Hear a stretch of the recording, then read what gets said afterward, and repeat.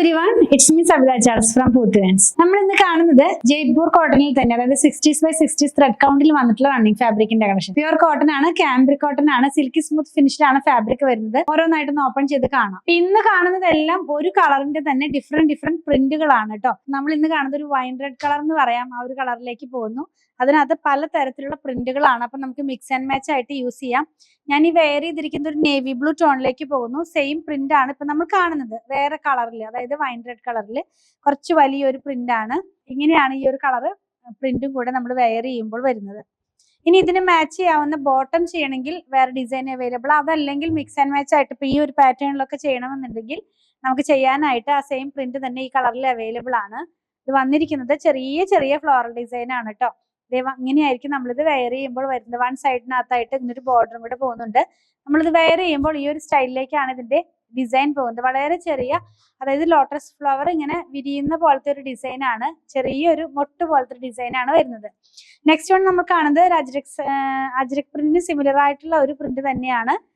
അതിനകത്തേക്ക് പീച്ച് കളറും ഗ്രീൻ കളറും കൂടിയുള്ള കോമ്പിനേഷൻ ആണ് പ്രിന്റ് എല്ലാം പോകുന്നത്.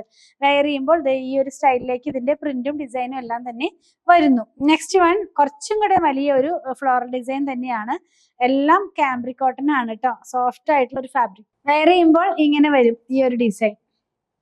ഇനിയുള്ളത് കുറച്ച് അജ്രക് പ്രിന്റ് കാണാം, അജ്രക് ഡിസൈൻ കാണാം. ഇതെല്ലാം സ്ക്രീൻ പ്രിന്റിൽ ചെയ്തെടുക്കുന്നതാണ്.